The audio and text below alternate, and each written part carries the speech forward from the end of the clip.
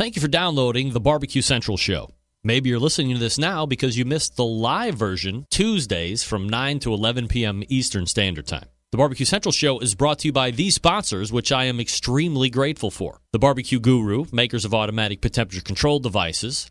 Their website, thebbqguru.com. Big Papa Smokers, creators of some of the best rubs out there and retailer of many different grills and barbecue products. Their website, bigpapasmokers.com. Butcher's Barbecue, creators of injections, rubs, and seasonings. Their website, butchersbbq.com. Green Mountain Grills, some of the best pellet cookers out there on the market today, and their website is greenmountaingrills.com. Also by Cook Shack, some of the best industrial electric smokers out there today, also pellet cookers as well. Their website is cookshack.com. Cookinpellets.com. If you want to fire those pellet cookers that I just talked about, visit cookinpellets.com to buy your pellets right now. Also by the Chops Power Injector. Forget about using one needle to inject your meats. The Chops Power Injector system has 4 needles for your injecting pleasure. You can visit them at barbecuekansascity.com. That's BARBEQUE, kansascity.com. And by the Sam's Club National Barbecue Tour, you can visit kcbs.us/Sam's Tour for results, to register your team, or to see where the next event will be taking place. And by Pit Barrel Cooker, one of the most unique and efficient cookers out there in the market right now. Visit their website at pitbarrelcooker.com. And by Unknown Barbecue Accessories. You can visit them at unknownbbq.com/shop. Hello, everybody. This is Gary Vaynerchuk, host of Wine Library TV, a.k.a. WLTV, the #1 wine show on the internet. And this is BBQ Central. So to get that perfect barbecue, you use wood. Are you sure it's safe? Whatever.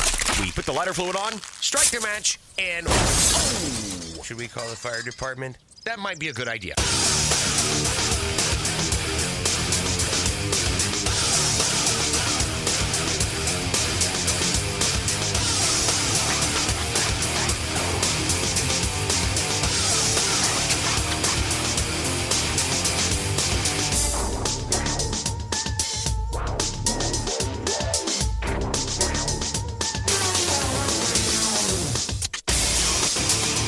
All right, good evening, and welcome to the Really Big BBQ Central Show. This is the show that talks about all things important in the world of barbecue and grilling, broadcasting live and direct from the Rock and Roll Hall of Fame city of Cleveland, Ohio. It is the barbecue capital of the North Coast. I'm your program host, Greg Rempe. Happy to have you aboard here on your Tuesday. You want to jump in on the show tonight? More than happy to have you. It's a phone call, 216-220-0966. You can also email the show, Greg at thebbqcentralshow.com if you're so inclined. Otherwise, you can just lay out and enjoy the show and the entertainment value that it is spawned and hoped to be.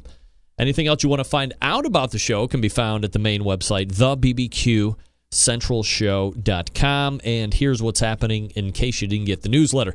Coming up in about 13 minutes from now, it's the third Tuesday of the month. We are almost, as quickly as we were in to October, we are almost now out of October. The third Tuesday of the month, recurring guest, a Barbecue Hall of Famer last year, multiple-time cookbook author, TV show host, cooking class instructor, you name it. He's here every third Tuesday of the month, Stephen Raichlen. At 9:35, he is a friend of the show. He is a competitive barbecue cook, and he's venturing to the land of barbecue contest promotion. Pitmaster of Owl's Nest Barbecue, Steve Ray of Midnight Oil will be joining us, Ooltewah, Tennessee. And that'll take care of the first hour. Then we'll move to the second hour. I didn't know if you were aware or not, but the 28th annual Jack Daniels Barbecue World Championship Cook-Off will be taking place this weekend in Lynchburg, Tennessee. Helping me get the preview And I couldn't be more excited about this than I am right now. Except when we actually have the interview segment, which will be in about an hour and 12 minutes from now. The pitmaster of the Basic Barbecue team and the pitmaster of Lake House Barbecue team. And perhaps more importantly than that, both, first and foremost, at least in my eyes, two of the most loyal Centralites ever on the face of the earth, Diane Mee and Patrick Paquette, join me. We will be looking ahead to this weekend's competition down in Lynchburg, Tennessee. We're going to talk about how they qualified for the Jack. We're going to talk about how many times either of them have or have not been to the Jack. We'll talk about the mystique. We'll talk about who's driving further. A contest in itself, although I have to imagine Diane Mee has this one sewn up. But you have Patrick Paquette coming from the great New England part of the country, and then you have Diane Mee coming from Washington State. Both seismic and gargantuan in their mileage to get down to Lynchburg. And since Americans are very poor at the map locations, I'm going to go out and venture to say that even though Patrick is way up north, Diane has to have it in the bag here on mileage. But we'll make sure that we have all of those hot topics covered at 10:14. And then at 10:35, have you had trouble trimming your brisket fat? Have you? Your knife skills aren't up to par. You don't have sharp knives. Barbecue people inherently gadget-like. You know we love the gadgets. This might be right up your alley. If you've had time, trouble, and error trimming the brisket fat, you might want to stay tuned for 10:35 because we have a guy who has invented a product called Qwick Trim to help you trim your brisket fat right off the brisket. Robert Wheeler. And after I make formal introductions at the 10:35 segment, we'll refer to him as Wheels. That's his nickname. If you want to get an advanced look before we hit up 10:35, QWICK, Qwick. It's a tricky way of spelling it incorrectly. QWICK, QuickTrim.com. If you're looking for a way to trim that brisket fat, this might be your ticket. As a matter of fact, it looks like this here, right? Little shoehorn. Got a little knife piece here. Bite in. Smooth it out. Pull back, right? It's Qwick Trim. Ever seen it? You're going to see it at 10:35 if you haven't before. So that's what's happening. 216-220-0966. Greg at the BBQCentralShow.com. Your 2 bits of contact information, and that's what's happening on the show this evening. Don't forget, first and foremost, if you're finding the show for the first time, welcome in. Please share these links to everybody else you know that's down with the live fire cooking experience. The BBQCentralShow.com. Get you the audio link to this show live plus replays during off hours. You can also go to the longtime video syndication partner of the show, Outdoor Cooking Channel, which is outdoorcookingchannel.com/watch-now. They get you right to the live feed. Also, Outdoor Cooking Channel has the Outdoor Cooking Channel app and a number of IPTV platforms like Roku and so forth. So if you have one of those, if you've dumped cable or cut cable or whatever the new buzz slogan is right now for all that crap, go to your app store on your particular IPTV platform, search for Outdoor Cooking Channel. If you have it, download it directly. You have access to the live stream. Plus, better than that, you have access to the whole archives of not only this show, but all the other shows on OutdoorCookingChannel.com. All right, first and foremost, as we get into the housekeeping here before we get into the first break, might I say, from the bottom of my heart, because it's got to be love if you're doing this for like the last 9-10 years on a Tuesday from 9 to 11. Today, if you follow me on Facebook, you're already aware of this, marks the 19th wedding anniversary. Me and my wife. That's right, 19 years.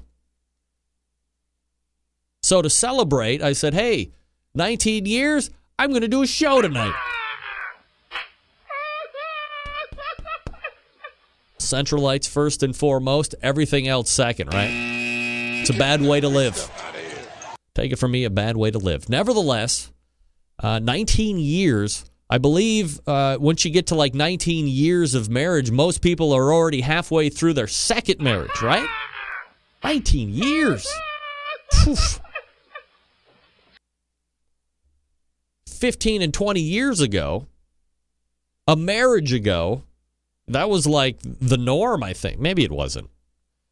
But, man, you talk about it now, 19 years just seems like so against the odds to be married to the same. And this isn't like my second marriage. This is the lady I fell in love with in college. And we've struggled through it, made it through it, laughed through it, cried through it, fought through it. All the stuff that comes along instead of just saying, fuck it. Let's divorce out and see what happens. No. We're here for the long haul, man. It's a commitment. Who else is going to love this face? It's tough. I get it. Believe me, I look at it every day in the mirror. Let me grab this here. Last minute. I don't know if you're familiar. Remember, the product that has been owning the market until very recently, and I guess technically it's not opened up yet. I mean, there's been a number of different options that have come and gone. But the Maverick ET73, that's how I came up with it. It's probably a different model now, was the only remote wireless option. Now you have the ThermoWorks Smoke. Okay? This is the newest, the latest, the greatest wireless remote, 300-foot range, and dual channel, I might add. And it comes with a high-temp cooking probe, a high-temp air probe, and great clip, and you can also get replacement. I think it's like you can, this is the receiver here. This is the transmitter. This is the receiver. You can get up to like 15 or 20 of these and pair them all to this base. So if you have a large cooking team or everybody wants to watch the temperature go up, you can do that. I haven't broken into it. Just got it the other day. Yesterday. Oh, hello. Just got it yesterday. So more to come on that. $100. So a little bit more expensive to the tune of, I think it's $30 or so, $40 than the Maverick. But hey, we're going to follow through with it. I'll keep you updated. Thanks to the folks at ThermoWorks for sending me one. All right, let me talk to you quickly about the Pit Barrel Cooker, folks. That's right. The Pit Barrel Cooker, making cooking simple and fun. And it just might be the most unique, versatile, and easy-to-use cooker available on the market today. Imagine a single cooker that will be able to turn out great traditional barbecue meats like brisket, pork shoulder, and ribs, while also being able to ramp up in temperature to do those burgers, chicken wings, and hot dogs. The versatility is thanks to the revolutionary design that goes beyond traditional convection. Their hook-and-hang method places the food right in the center of the meat, so it's acting like a stationary rotisserie, if you will. The result, great tasting, perfectly cooked meat each and every time. Not only is the Pit Barrel a fabulous cooking vessel, it's aesthetically sexy as well. Not only built to withstand the heat thanks to its porcelain enamel finish, the Pit Barrel is able to stand up to any type of weather. It's extremely portable. It fits in the back of most vans, trucks, and SUVs. It's ready to go wherever you are. And, of course, all barbecue folks love accessories. And the Pit Barrel doesn't disappoint here either. From rubs to unique removable ash pans, the pit grips, turkey hangers, hinged grill grates. There's a full line of accessories that will really complete your Pit Barrel experience. And the best part, for $299, the Pit Barrel comes fully assembled, ready to cook on, and it ships for free right to your door. Here's a new note. Not only does the cooker ship free, but with so few returns, so few, everything they sell, rubs, the pit grips, all that stuff, and the cooker, ships free to the lower 48 continental state each and every day. No promo code, no special gimmick, none of that. How about that? Don't take my word for it. The folks at AmazingRibs.com call the Pit Barrel Cooker a simple and affordable smoker, nothing else like it on the market. Also, they've given it the top 10 rating in their gold division, not once, not twice, 3 years in a row. It's the highest rating they give, by the way. Head on over to pitbarrelcooker.com. That's pitbarrelcooker.com. See what everybody's talking about. Be sure to check out their full collection of short how-to videos shot in high def. Then pick up 1 or 2 or 7 for yourself. You'll thank me later. If you have any questions, contact them through the website or call them 502-228-1222, 502-228-1222, or pitbarrelcooker.com. They actually talk to you. Find out what great customer service is all about. It's the Pit Barrel Cooker. Stephen Raichlen likes the Pit Barrel Cooker as well. He's coming up next. Stick around. We'll be right back.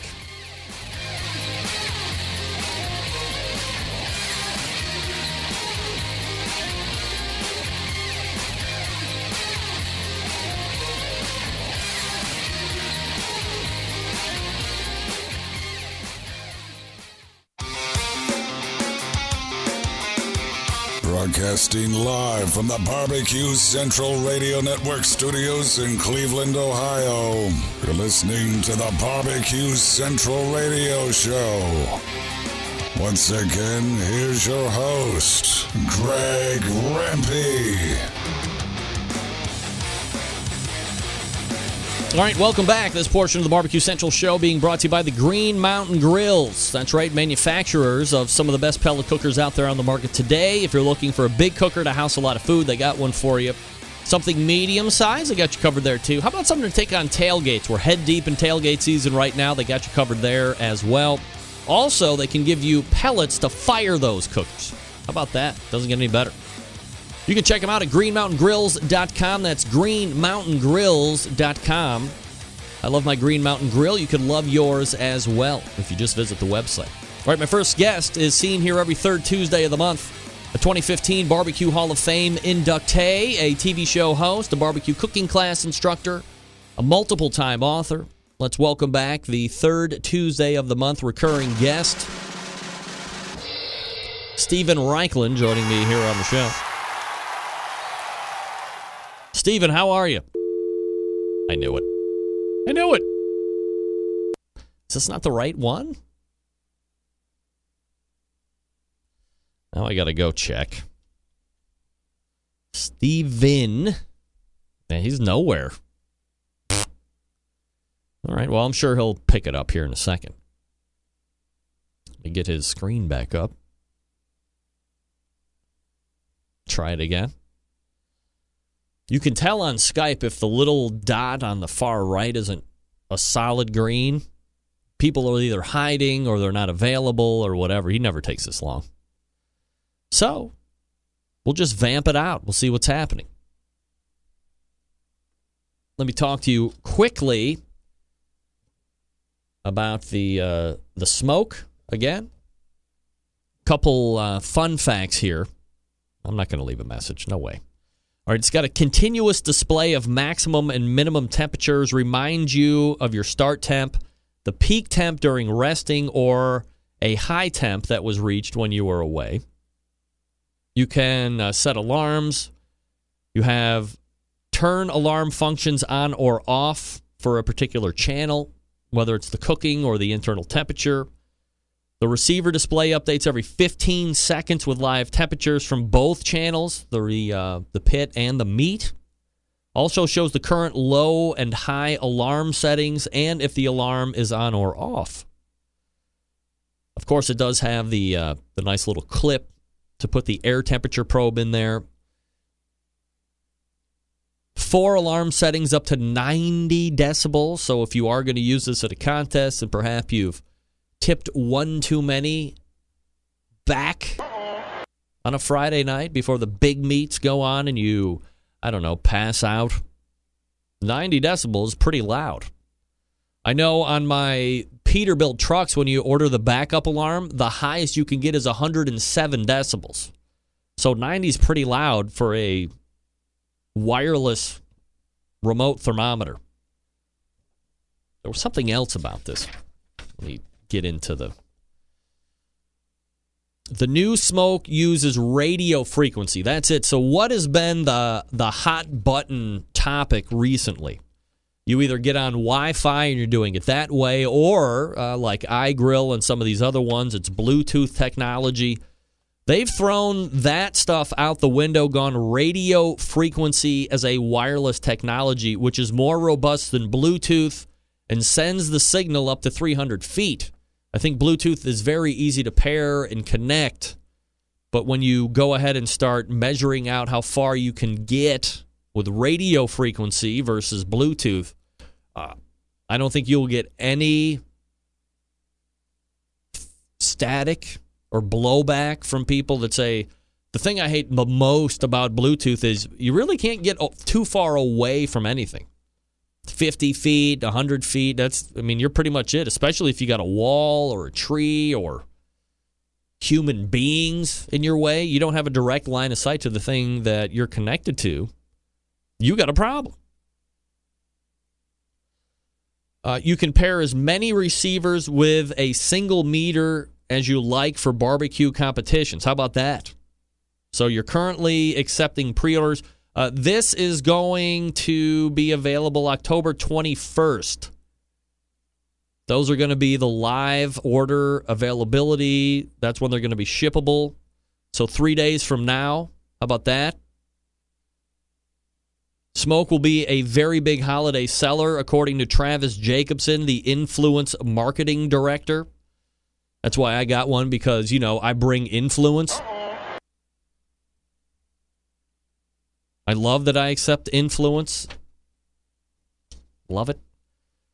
So I'm going to be testing this. I'm not going to be testing it before they're available, like for regular sale. But as I said before, I think the long-running standard of the radio frequency transmission thermometers has been that Maverick.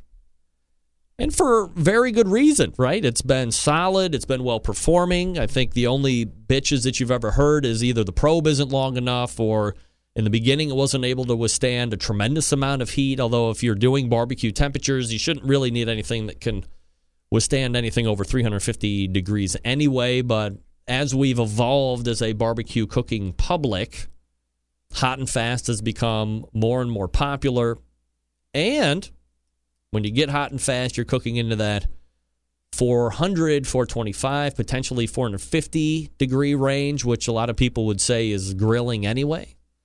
So you need something that's going to be able to hold up to that. Plus, if it's good for one thing, no matter how much we read that it's not that way, we want to be able to put that temperature probe, even if it can only withstand 350 degrees heat. We want to buy a really fat steak. What kind of a steak? Fat steak, thick steak. And then stick that now kind of medium temperature thermometer in there and hope that we don't kill it while we're hot and fast grilling. Inevitably, you kill it, and you knew you were going to kill it, but you threw caution to the wind anyway. Now you got to go buy a different probe. But, by that time, once you really figured it out, when it says this, that's really what it means, like following the rules. They made high-temperature probes. But I think by and large, you're looking at about a $30 price difference between whatever the comparable Maverick radio frequency transmission wireless thermometer is. That's what I grew up on. The ET73 was like cut-the-teeth wireless thermometer for my Weber Smoky Mountain. I used to hook that thing right on the Smoky Mountain when I was starting my overnight cooks. I'd take the receiver back into my bedroom, set the alarms, knock it out. Now, as I became a little bit more efficient at fire management and I knew how the cooker was going to react, I relied a lot less on those type of thermometers because I didn't really care how it was ramping up in temperature, as long as the temperature was holding steady or it wasn't going down, and more importantly than the internal temperature of the meat, because if you're just a beginner right now, first of all, welcome to the show. I'm very ecstatic that you found it and you're watching it live. I hope you're watching it live. What the oh, right. And as you become more accustomed to how your pit cooks, and when you've cooked pork but 20 and 30 and 80 times, you're going to have a general idea that you can eyeball it at hour 5 and hour 8 and kind of know where you're at in the cook. So I really am more of a fan of these type of thermometers if you don't have a really trustworthy thermometer in your cooker to give you a pit temperature. And if it's one thing I know, a lot of those dome temperature thermometers on any kind of cooker are straight up crap. Wrong sound effect. Terrible. They're straight up crap. They could be off 15, 20 degrees on either side. And then what? You're either cooking way hotter and you're going to be done way quicker, and you might be over caramelizing your product, or you're cooking way under and you're not getting up to the levels that you're hoping to hit your marks for turn-in or to meet your catering time or to serve dinner on time or whatever. So if you can ever remove a thermometer out of your pit and then dump it in water, I mean, don't dump it in, right? But stick the stem in boiling water and figure out where it is. Remember, boiling water is 212 degrees. That's how you want to make sure that your thermometer is accurate. And then if you're off, if you're high or low, at least you know what kind of an adjustment to make on your thermometer. Likewise, or in a difference, you can put ice water or make an ice water bath. That should be 32 degrees on your thermometer.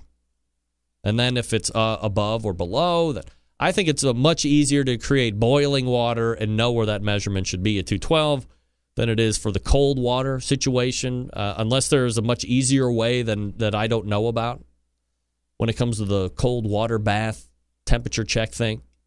Of course, the other thing that is always of benefit to do, especially on a new cooker as you're breaking it in, is to spread out a bunch of biscuits across the grate, and then you can see where any hot spots might be initially. And then as it breaks in, that's the other thing. New cookers seem to cook hotter initially just because there isn't all what I call the character buildup on the inside of the cooker. I remember my first Weber Smoky Mountain cooked a little bit hotter. I had to make certain vent adjustments to keep that fire and temperature down. And then as the years wore on and the character build up into the body of the Weber Smoky Mountain, I could have the top vent open all the way, and I could have the bottom vents open pretty much all the way, all three, mind you, and throw on, 2-3 pork butts or 4 slabs of ribs or whatever. And I knew where that temperature thing, and that one didn't, I don't even know if they still do on the 18.5, but I had originally had an 18.5 Weber Smoky Mountain. No temperature dial on that thing at all. And of course, the big thing when I was getting into it was buying a Tell-True thermometer, like a dial thermometer, and drilling with a unibit into the back opposite side of the vent on the lid. I was like, holy moly, no! Get that big stuff out of here. If I told the guy from the Perfect Draft last week that I was literally pooping in my pants because the directions for mounting his pit draft system said, drill a 3/8-inch hole through your firebox, I was like, what? I emailed him and I was like, hey, Steve, I'm reading these directions. It says I should be drilling holes into my pit. What? I can't test this. I will never do that. Now, luckily, he said, don't worry about it. The magnets are going to be good enough to hold it on, this, that, and the other thing. But, that's back 10, 12 years ago. The unibit was out. People were drilling down, dropping Tell-True thermometers into the opposite side of the exhaust vent on the Weber Smoky Mountains. It was all the rage. A lot of barbecue accessory makers were selling those Tell-Trues and making a killing. Or it was Maverick ET73. So, this is highly unlike Steven Raichlen to miss an interview. I don't remember the last time he totally duffed out. I got to go right to my phone here and make sure I'm not missing a text message. Usually he'll call me. We did communicate via email and set up some talking outlines that I had. I was hoping that he would be open to. Yeah, weird. Maybe he's in transit from Martha's Vineyard to Miami. Could be. Very, very realistic. So anyway, tying up the long story, 10, 12 years ago, the remote thermometer of choice, it was not Bluetooth, was not Wi-Fi, none of that stuff yet. And once again, it's amazing how technology has advanced even over a handful of years. You heard about Bluetooth in 2006 and 2007, but you didn't really know too much about it, and it was kind of like this technology that it's a kind of available, but I don't really know if it's going to take off, and what are you really going to do with it anyway? Now it's just all over the place, completely pervasive. It's in all vehicles, it's on all phones, it's on all computers, it's on all tablets. You name it, technology-wise, it's got a Bluetooth option on it. It's just the way it is. It's grown that far in a 10-year span where it's now commonplace. 10 years before, it was like talking about podcasting almost. I mean, by and large, the general public has heard of the term podcast. 10 years ago, not so much. Remember, the person that had the most popular podcast ever when I first got into it.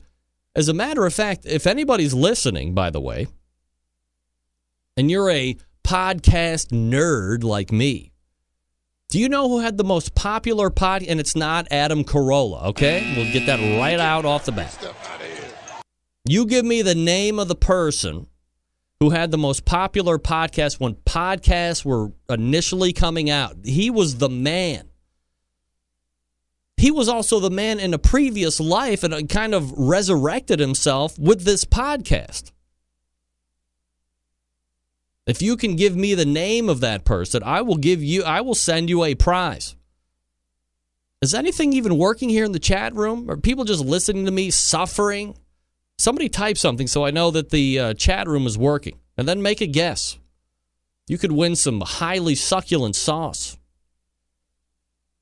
But this guy, who shall remain nameless until somebody guesses him correctly, had a dynamic pod, but like nobody ever heard of pod. Now I think it's pretty much commonplace. So same thing here with the Bluetooth. But back in the day, man, it was Maverick ET73. It was radio frequency control, and you could get out some serious distance.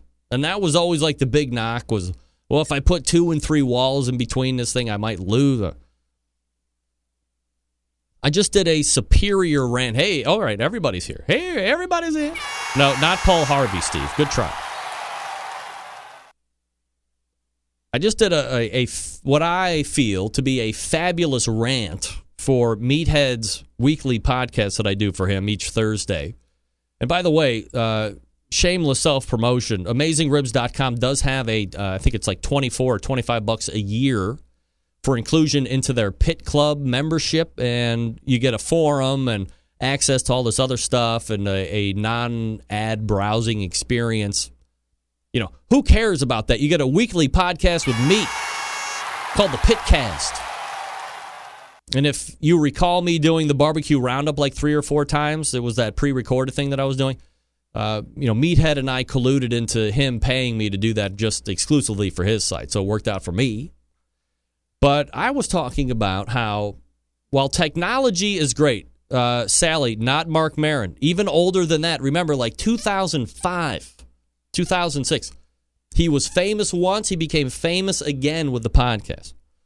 And I said, hey, technology is great, we love technology, we have to evolve, we have to change with changes, otherwise you become stagnant and you die eventually, Whether it is literally or figuratively, you just kind of die on the vine, all right? So what I thought technology is taking away from, and you see it more and more, the pellet cookers are out, the PitCast control. Oh, my. I knew John Dawson was going to get it. He's right, Adam Curry, the original podcast master, the Adam Curry podcast. How unique in name. John is right. Famed MTV DJ Adam Curry faded off into obscurity like the rest of those people did. Martha Quinn and Alan Hunter and Nina Blackwood. Hi, this is Nina Blackwood. There was the other guy, too. I forget what his name. Now, though, those guys are all on the 80s on 8 in Sirius. They all host different shifts during the week.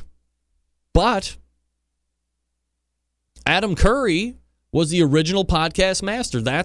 He's the guy that brought podcasting to the forefront. Believe it or not, a former MTV DJ, VJ, really brought up the term podcast to the general public, to the mainstream. No joke. But my take on technology was the only thing that I don't like it with barbecue is that it does take away the need to either pass along or learn fire management. How to build a fire, how to keep a fire, how to maintain a fire for hours and hours and hours. And now you have items that pretty much eliminate having to learn that skill altogether. And I think that's pretty important to learn, to have in your back pocket, to be efficient for many different reasons. John, look at you. Send me your shipping info. I'm going to send you some cool stuff. In return, you can send me a pit barrel cooker. All right, the Chops Power Injector System is the 2015 and 16 barbecue tool of the year. Comes in 3 awesome sizes to fit your injecting needs. Let me tell you about them. The number one seller is the half-gallon Chops Power Injector System, designed for competitions or to pump up the backyard warrior like me. Easy to use, right? Clean it, fill it, pump it, and away you go. You just don't have to use it on a bunch of briskets or pork butts. If you have just one of those to do, you don't need to fill it all the way up. Put in what you need. Put in what you need. It uses it all. 14-gauge needles, 2 replacement plastic needle adapters, 3 plug screws, a needle protector, $100. You pay shipping. The 1-gallon Chops Power Injector System, designed for catering and bigger jobs. It will hold double the amount of injection as the half. That's why they call it the 1-gallon. Some use it in competitions, like when you cook MBN whole hog or 10 shoulders to get that perfect one. It comes with 14-gauge needles, 2 replacement plastic needle adapters, and 3 plug screws. A needle protector, $120 plus shipping. Then you have the Chops Full Power Injector System. It's electric. It's the commercial and competition Big Daddy. There's no holding tank, but a 3.5-foot pickup tube you can put in any size container. From a few ounces to a 55-gallon drum. It was designed for Chef Rob at the best barbecue restaurant in Kansas City, and he said time and time again that with the Chops Full Power Injector System, his briskets are better than ever. It comes with metal needle adapters, 14-gauge needles, 3-inch 12-gauge needles, 2-inch 11.5-gauge needles, 3 plug screws, and a needle protector. It's $325. You pay shipping. The top pitmasters in the world use this thing every day to make their barbecue better than the rest. We live in that foodie world that requires flavor in every bite. This is how you do it and do it fast. You can inject alcohol into fruit or meat if you like. Every hand injector, or every Chops Power Injector System, handmade in Kansas City, Missouri. If you want the extra accessories, you got them. You want to shoot medium ground spices, they got you covered there. They have 2, 3, 4-inch 12-gauge needles. They also have a 2-inch closed-tip needle, perfect for shooting fatty meats to keep from plugging up the needles with fat. Visit BBQKansasCity.com. That's Barbecue Kansas City, BARBEQUE. Tricky, BBQKansasCity.com. Check it out. Dan Uladal is scheduled to come in and talk about their restaurant as well sooner than later. John, that was a joke. I do have a pit barrel cook. That's correct. We're good. We're good. All right, Steve Ray coming up out of the break to talk about his first-year contest. You're listening and watching the BBQ Central Show right here on the BBQ Central Networks.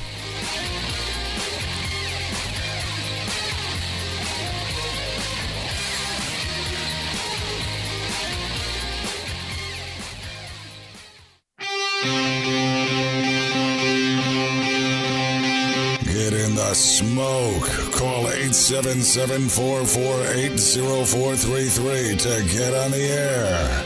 Now, here's your host, Greg Rempe. All right, welcome back.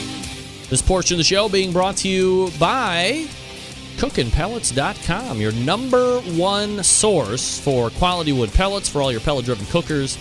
Visit CookinPellets.com for more information or to purchase. You can also visit Amazon.com.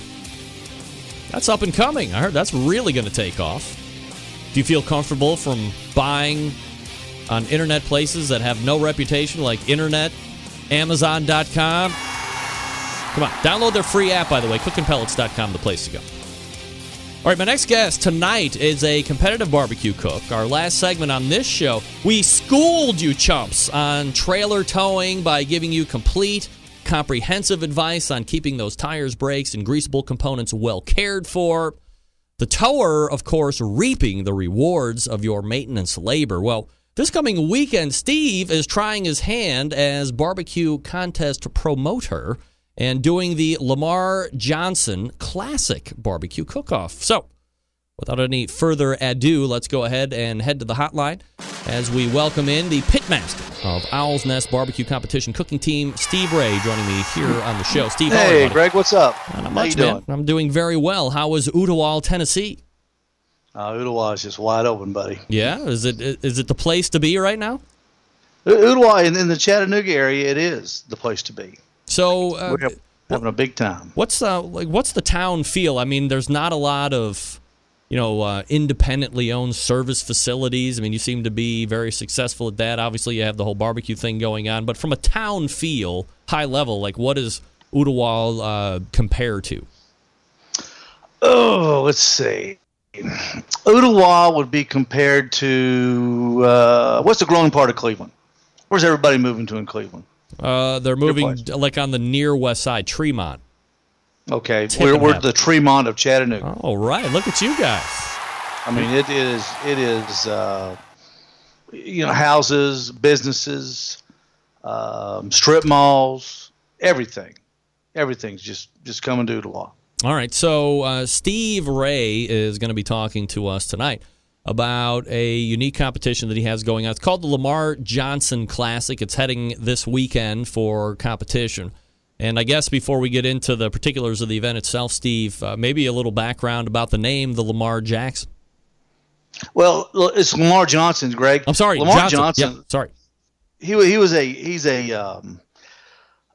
almost a mythical figure here in Ooltewah. He had back at the turn of the century, there was a lodge in an area close to Ooltewah. It was called Mineral Park. It's just about a mile and a half from Ooltewah. And it rose above a little place called Owl Hollow, which was kind of the beginnings of our area. And there were actually hot springs at the top in Mineral Park. And it was atop of a mountain called White Oak Mountain. And people would come to Ooltewah. It was a bustling area then. This is 1903 to 1910, 1915. And very populated area. As a matter of fact, there were as many people in Ooltewah in 1905 as there are now. A lot of people don't realize that. And it was a big train stop between Chattanooga, Dalton to Atlanta. And they would come to sit in these springs, these warm springs. There was a lodge up there. And the legend has it, there's a fellow at the bottom of the mountain. And it was a gentleman that always wore his Sunday clothes and a top hat. And he dug a pit, and he did barbacoa there over hot coals, all whole hogs. And people would come up from Atlanta. They heard about this fella. And the legend has it that they were bringing this sweet elixir that they bought in Atlanta, Georgia, and in Kennesaw, and they would bring it to his area. And he found some honey in a bee's nest that had been made in an oak tree that was struck by lightning, and he mixed it. And people claim that was the first barbecue sauce, honey, and the elixir being, of course, from Atlanta, Coca-Cola. And he became quite famous in this area. A lot of people never heard of him. I heard about him from an old fella who I think was the last living person. Ooltewah used to be part of a county called James County, and it was declared bankrupt by our Attorney General back in 1919. It was dissolved, one of the only counties in the United States ever dissolved by the state. Wow. A very, very interesting story. Yeah, that's a huge, tremendous, interesting story. Lamar Johnson Classic. Steve Ray getting ready to pull it off here this coming weekend. So, Steve, you have been on the other side of this docket. You've been a competition cook for a number of years now, very successful. You've seen and been to a number of cooks. Why venture over to the other side of this business and, put on an event? Well, there's a couple facets I saw. Greg, when we would go to a barbecue contest, all the promoters would advertise, come to the barbecue contest. It's part of a fair, it's part of a Chamber of Commerce thing. But when the people would come, there's nothing to see because we're all in our campers preparing the food. And my partner Dan Grease and Frank Blair, we would say, hey, they're coming to watch us, but there's nothing to watch. And we actually had people that we didn't know come into our camper and watch us. We'd say, hey, just stand there and you're welcome to watch as we, put all this stuff together. And they really appreciated that. And then I was listening one night to your show and I heard Dr. Barbecue was talking about grill stock over in Bristol, England, where they make all the competitors prepare their meat on a table where the people can come and watch them. And so that's what we're doing on Saturday. We've got 12 teams. We've got a great little town square here in Ooltewah called Cambridge, and we are going to have all the teams have got to prepare all their meat, prep their meat, and then put it in turn-in boxes. Everything they do has got to be on that table right on the main street so the people can see. And I'm hoping that the people will ask questions, and we're advertising it as a barbecue contest that you can come and watch the Pitmasters and then ask them questions as they are actually, preparing the food. From a sanctioned event side, is this just something you're putting on as like a backyard style event that's not a KCB or an FBA sanctioned type event? No, there's no sanction. I thought I invented something really cool, and then I was watching one of your earlier outdoor cooking channel shows, and it's the guinea pig. Is exactly what it is. It's a guinea pig. We've got our great sponsor is Food City, which is a local grocery store chain. Well, it's a big chain. They're in 4 states in our area. They are actually going to donate all of the meat. We're going to do pork butt, chicken, and ribs, and all the contestants will be judged on only tenderness and taste. There's no appearance score. So it's a meat standalone contest, and all the meat will be given to the competitors, which I think is kind of a unique deal. If I'm wanting to take part, or as you were not soliciting teams, but as you said, hey, we're going to run this competition, and if you're interested, this is what you're going to be responsible for. What kind of an entry fee is a team paying to take part in the Lamar Johnson Classic? It's $200 straight up. All the money goes right into the prize pool, and the prize pool right now stands at $3,150. We're paying first, second, and third places, and we're going to have an overall champion, which will get an extra $500. And I'm having a special little deal. And Greg, I'll be honest with you, I stole it right off of television. I'm calling it the Too Hot, Too Fast grilling event, where everybody has to bring a grill. I'm going to give them a protein that they don't have any idea what it is right now. I'm going to give that to them at 1:15. And they have to cook it and turn it in at 2 o'clock. And it will be judged, and we'll announce that winner right as soon as the judges are all tabulated. All the scores are tabulated. So you have 45 minutes from start to finish in order to get that thing prepped. You cook it, and then right to turn in top of the hour. And I'm going to give it to them. They have no idea what it is, right? All right. So do you have any inkling to scoop here on the show about what it might be, or do you think there's a number of your competitors that have decided to really bite the bullet and become Centralites full on and are watching tonight hoping for some type of a tidbit of information? I'm sure they are, but I'm not going to tell them what it is because that wouldn't be fair to everybody. It's probably not going to be alligator, right? It's not going to be alligator. No, it's not. Thank goodness. I don't have that kind of. I don't have those kind of contacts. But what is unique about this is we have got tremendous media coverage on this thing. And on Saturday morning, it starting at 6 o'clock, our local ABC affiliate, WTVC, is going to be there doing live cut-ins. And they will actually be talking to the participants as they prep their meat. You can't start prepping your meat until 5 o'clock, and you can't start cooking until 7. So we're right in the window of the early morning shows here in Chattanooga. and WTVC will be there doing live cut-ins. And then from 9 until 10 o'clock, we've got the local ESPN affiliate will be doing a live radio broadcast from the contest and interviewing several of the Pitmasters. And then and I don't know, Greg, if this is something that's never been done. I've never seen it, and you could probably speak to this better than I. At 2 o'clock, our local there's a small local television station out of Cleveland, Tennessee, WTBN. They are going to broadcast our contest live for 3 hours. Really? Yes, we're going on at 2 o'clock, and we're going to broadcast until 5 until the awards ceremony.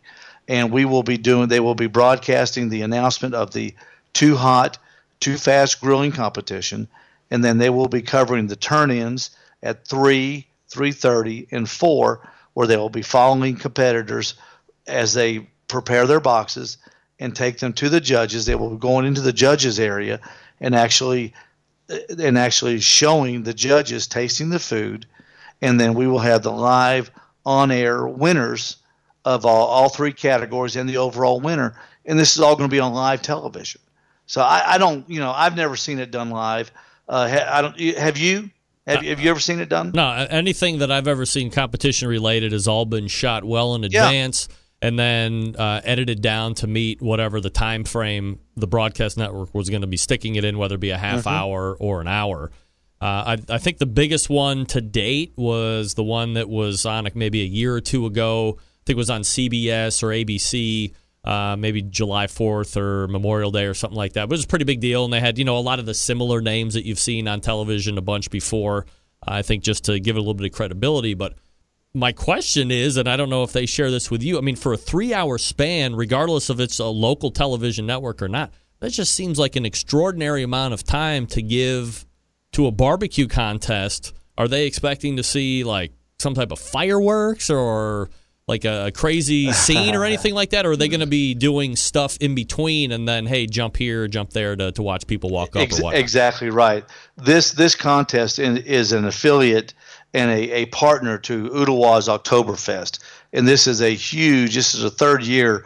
And there's a lady in Ooltewah named Miranda Perez, and she is just a wonderful person, and she is what we call a doer. And this is the 3rd year she has put on Ooltewah's Oktoberfest. And it is a huge community. It's almost like a family reunion. And there will be probably upwards of 3,500 people there. Wow. And all the vendors will be able to come over and be interviewed by the television station, and they will make that a part of it. And of course, all the barbecue stuff will be the first and foremost, but they will use that the people that are participating in the Oktoberfest to fill the time, and they'll make a DVD of this where you can buy it from them. So it's in our little town, I think it's a pretty big deal. Steve, this is obviously going to be participant friendly and obviously crowd friendly as well. So what time do things kick off this coming weekend if people are going to be around that neck of the woods and want to stop by? People can stop. They can come as early as 7 o'clock and watch the teams begin to cook. Oktoberfest starts at 12. Our turn-ins start at 2 o'clock, and that's where they will get really exciting. Greg, you've been to a contest, I know, and when people start turning in, it is an exciting time, and you will get to watch all the cooks prepare their boxes, put the meat in their boxes. Now, I know there's no appearance score, but I mean, we've got 3 professional teams, and we have amateur teams there that know how to build a box, and they'll be doing a little creativity, but you'll be able to see what they do with their meat. You will say, that when they turn in a chicken thigh, you'll be able to see how weird a chicken thigh is, because people will look at it and go, "What's that square?" Well, that's a chicken thigh. Well, that doesn't look like a chicken thigh. I know that, but that's what it looks like, and that's what we turn in, and they'll be able to see it and ask questions too. Steve Ray is putting on the Lamar Johnson Classic. It's coming this weekend in battle with the world-famous Jack Daniel's Barbecue Cook-Off. But if you're going to be out in Steve's neck of the wood, the Lamar Johnson Classic is ready to go and is welcoming you to stop by, jaunt around, shop around, meet Steve. I mean, he's a wild barbecue celebrity. He's happy to see you. So, Steve, success, I hope, going this coming weekend, and that it turns into something that is ongoing and is providing that inspiration for people to kind of dip their foot in that competition ring. They get hooked, exactly and right. Now they're coming back year after year. And instead of X amount of teams this year, you're going to be growing it by 10 or 15 each year going forward. Well, we're very excited. And Greg, I just, if you don't mind, I'm going to read off the list of the teams. We've got the Cambridge Barbecue Affair. Barry Payne is the pitmaster. B&B Barbecue. Brian Watson is the pitmaster. Owl's Nest Barbecue, my team, but I will not be participating. But my friend Dan Grease will be the pitmaster. Now listen to this name. Now, I know you've heard this name. Randall Bowman, Deep South Smokers, has signed up. Watch out. Now, you talk about a top 50 cooker. He is. Yep. He's fantastic. We've got a competitor, Eat My Brisket, Eunice Kim. She's a fantastic cook here locally. Two Smoking Good, Jim Brewer. He owns the local ESPN radio station. Smoked on the Water, Mark Northern will be there. Chattytown Barbecue, Will Smith. He has made appearances on American Grilled before.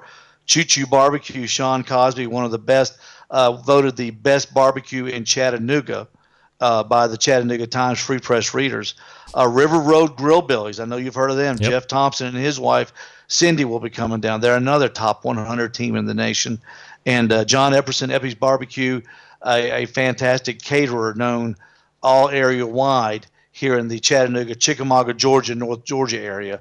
John Epperson, just a fantastic cook. We've got some good competition. We had them come out to the gas station a couple weeks ago. We had a little seminar for them. I told them, this is how you do it. This is what the pros do. We didn't give them any flavor profiles, but we showed them how to do it. We raised the level. So we're really looking forward to see who wins, because they'll all be doing a good job. All right, Steve, I wish you success this coming weekend and look forward to a report on Sunday after it all trickles down for you. Greg, thank you, and cheers from Ooltewah, Tennessee. You know, right. Ooltewah is an old Indian word. You know that? Does it stand for Cleveland Indians are going to win the World Series this year?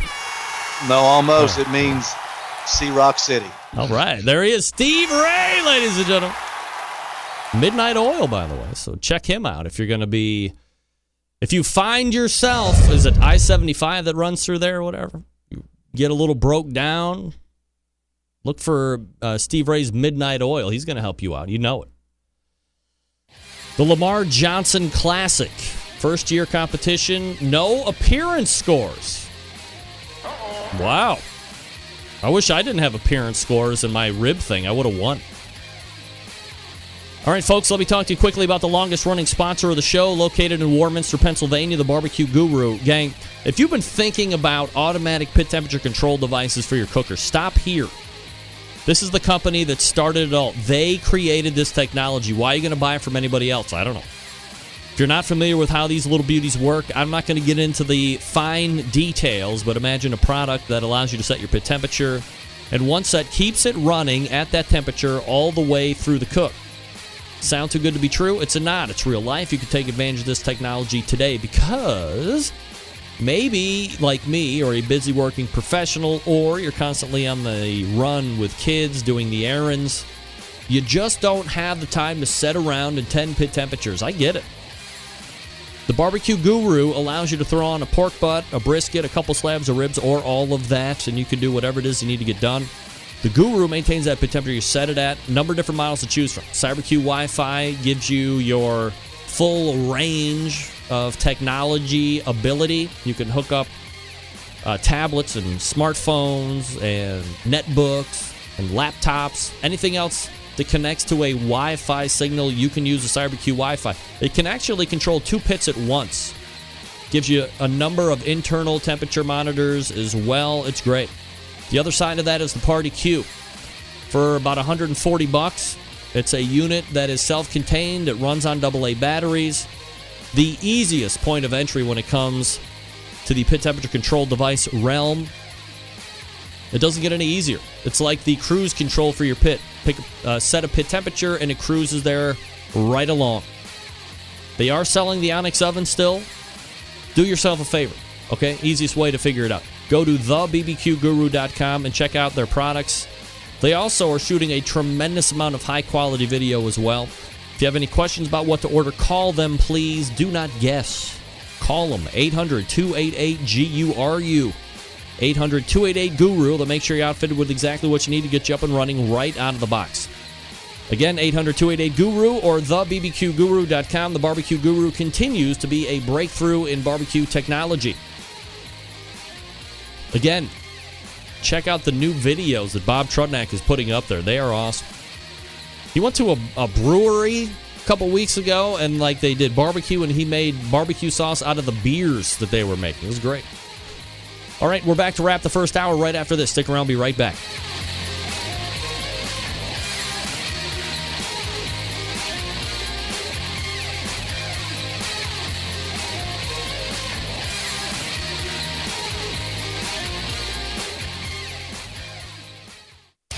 Big name interviews, advice on cooking brisket and ribs, and the only host willing to share his honest opinion on all things important in the world of barbecue. It's the BBQ Central Show. Thanks again to Steve Ray for joining me this past segment. The Lamar Johnson Classic, a first-year barbecue event, not sanctioned, trying to get people hooked and in. Come back year after year. Sounds like there's a great festival coming on board with that as well. So if you're going to be down in Ooltewah, Tennessee, stop down, check it out. Tell Steve we sent you, or that you're just a big fan of his past interview and you want to check it out and see what's happening. All right, well, we're going to step away here briefly, and when we come back, we'll hit up the second hour. A lot of stuff to get to there. I got some videos to show you, which you may or may not appreciate. Hard to tell at this point. I appreciated them. That's why they're going to go up. We do have barbecue talk on the other side as well. 216-220-0966. Greg at thebbqcentralshow.com. You're listening and watching the Barbecue Central Show right here on the Barbecue Central Network. Stick around. We'll be right back.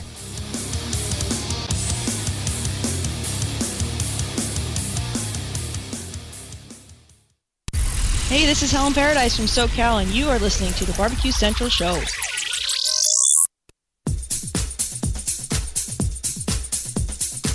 Happy to have you aboard here for the really big barbecue show. Boing. We cook because we have to, and we grill because we want to. Hit me! Fine, how you doing? You have a great show. I'm a big fan. Boing. So what seems to be the problem here? This man looks like he's dead, and he's in the crackle.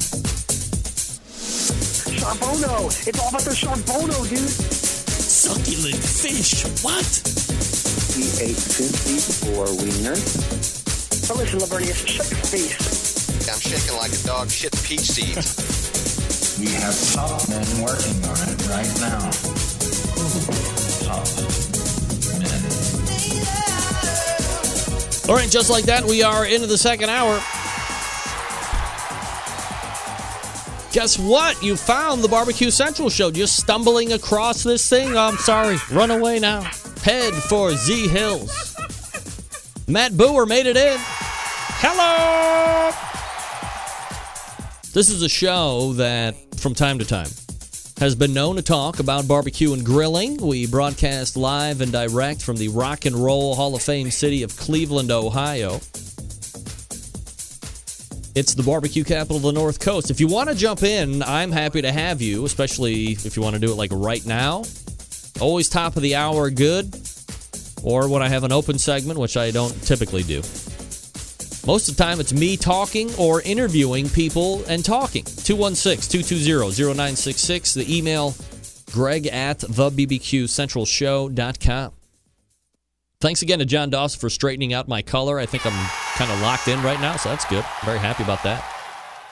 I might not know a lot, but one thing I can really do is read, average, and then apply. I'm pretty good at that. Still to come on the show tonight, what I'm referring to as the Barbecue Central Roundtable preview of the Jack Daniels Barbecue Cook-Off that is taking place this coming weekend.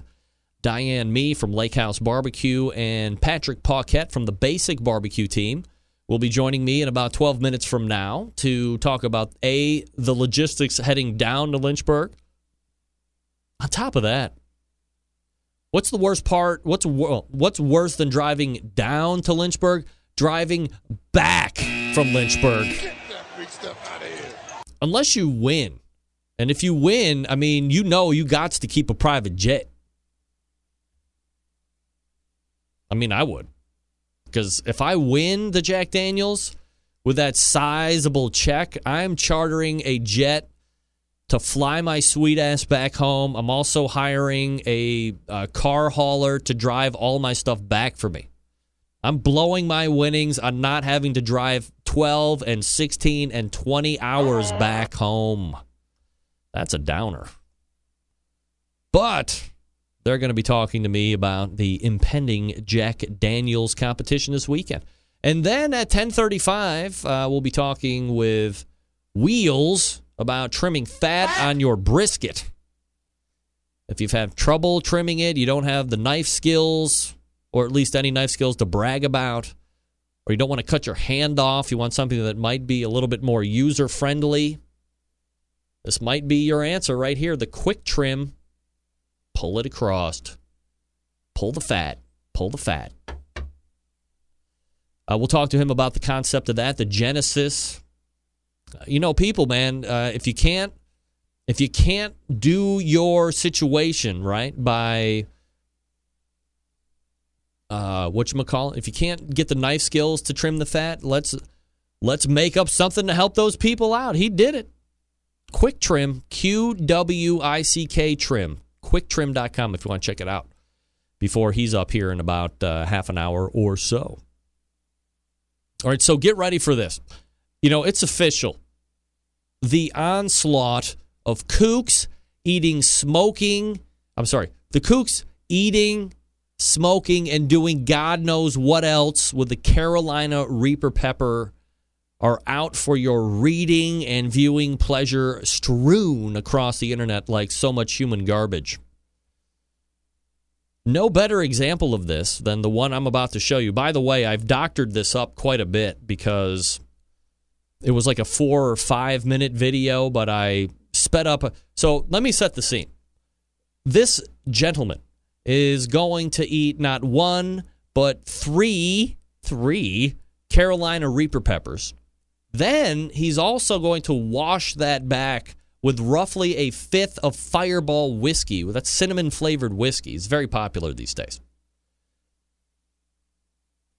And I'm not going to really spoil any more than that, but I'll stop along the way to give commentary. But if you've seen it, that's great. Now, if you don't like a little profanity or you don't like seeing the sound or the look of someone throwing up, you can tune out for like the next 4 or 5 minutes. Both will happen here, I guarantee it. Also, again, I did edit this for time, so I didn't want there to be a tremendous amount of dead air. So without any further ado, I give you Catfish. Well, hello, motherfuckers. How the hell y'all doing? This is Catfish Cooley coming into you live. And we got 3 of these Carolina Reapers made by Mr. David Adam from Tennessee. And he claims they're hotter than the chocolate Butella or whatever the fuck you say that word. I'm going to start by saying nobody try this at home, because I'm going to eat these 3, down a fifth of Fireball, and see what the fuck goes from there. Like, what good can possibly come out of eating 3? I've never seen anybody eat 3 Carolina Reaper peppers. He's going to eat 3, down a fifth of Fireball, and see what happens from there. Hijinks and shenanigans to follow. Y'all ready? Yes. All right, 1 down. This is for the audio people. 2 down. 3 down. All right, 3 down. How'd they taste? They taste good so far. All right. Unscrewing the cap of the Fireball. Now, listen. Uh-oh. I hear trouble already. Somebody doing that already? There's trouble a-brewing. But let's douse those flames with Fireball. Yeah. That's a bad sound to make that early. Here he goes. Down, down, down, down, down, down. Chug, chug, chug. No. All right, so I sped it up. He's halfway through the bottle of Fireball right now. Ooh, it's hot. Oh, yeah. Ooh. Ooh. It's hot. Ooh, it's real hot. Real hot. You got it. Don't Woo! And you got pussies running around. Did you hear? He's got hype men behind the camera telling him he's got it. Some friends. Around this world. Getting paid millions of dollars won't even stand for the national anthem, huh? That's right. I bet he wouldn't eat no Carolina Reaper. I bet not. Ooh. Is it hot? It's a little fireball. Ooh. Oh, yeah. Oh. Little spit up. Uh-oh. Oh, it's hot. Oh, it's hot. Yeah. He's almost through the bottle of Fireball. Oh. Is it hot? Oh, America, baby. What he just said is why the majority of everybody else in the world hates us. Get that big stuff out of here. America, baby. Because he's eating 3 Carolina Reapers and downing alcohol like it's apple juice. That's why people hate us. Go ahead. Is it hot yet? Oh, vomit. Uh-oh. Oh, see, like right there, I don't know if he's vomiting because he's drank a 5th of whiskey or if it's a combination. Oh, it's hot. Oh, here we go. Here he goes. Oh, it's hot. Uh-oh. Oh. Ooh. Look at that face. It's like I ate 3 of Satan's testicles. Satan's testicles? Those are hot. Hey, bad. I tell you what. What? Is it hot? Oh, sorry. Oh. Whoa! Now he can't stop. Uh-oh, now he can't stop. Again. Oh, Nelly. They hired the booter. What's a booter? Oh. Y'all stay classy, baby. Rawr. Well, there it is, folks. A little milk cured her right off. I put milk on his face. I look like Linda Lovelace took a money shot to the face. Y'all be cool, stay classy, world. I love you. Y'all need anything or any sexy pictures? Call me, text me, or sex me, baby. Look at that guy. Wow. I mean, I don't even know what to say. I'm hung up here. The new Tower of Power is only so quick. I don't know whether to cheer that guy on so he ends up offing himself. It's natural selection, right? And doesn't the alcohol spread the capsaicin around? I don't know, man. That's crazy. Alcohol does unbind the capsaicin from the receptors on the tongue. Huh. Wow. Not to get lost in any of that is the fact that guy downed a 5th of alcohol with, like, not even blinking an eyelash. Wow. America, baby. Speaking of America, Cook Shack manufactures smoker ovens for barbecue lovers with any amount of experience. Whether you're backyard, the competition guy, the 5-star dining facility cook, Cook Shack has the unit that will do the job, and with a full line of barbecue sauces, spices, pellets, and wood chunks, it's the perfect one-stop shop. Cook Shack strives to be your barbecue resource center by offering cooking classes, online recipes, how-to videos, 2 blogs, smoke and grilling 101s, and a video cooking classroom. Also, check out their website, cookshack.com, or follow them on Instagram, Facebook, YouTube, Twitter, Pinterest, and Google+. Get advice or share your passion for barbecue on their world-class barbecue forum. Cook Shack pellet-fired smokers are the choice of champions because they were designed by a champion. Ed Fast Eddie Moore. The FEC 100 and PG 1000 are always customer favorites. The PG 1000 can double as a smoker and grill. Low and slow, hot and fast. The pellet grill line gives you the most for your money. Cook Shack Residential Electric Smokers, the #1 smoker in the industry. High quality means high durability and versatility. Anything you can cook in your oven, you can make in a Cook Shack. Passion and dedication drive Cook Shack's manufacturing, with quality always being at the forefront. Get the best in barbecue since 1962. Call 800-423-0698. That's 800-423-0698. Or visit their website, cookshack.com. Wow. Catfish Coulee, triple Carolina Reaper, downing a fifth of Fireball. Linda Lovelace, money shot to the face. What just happened in that video? Hoofa. Unbelievable. Unbelievable. I mean, I am just taken aback in a good way. There's one next week that I'm going to show you that is not nearly as long. I don't have to edit it. It could be even stupider. I'm not even kidding. All right, Jack Daniels preview roundtable talk with Centralites and Pitmasters. Stand by.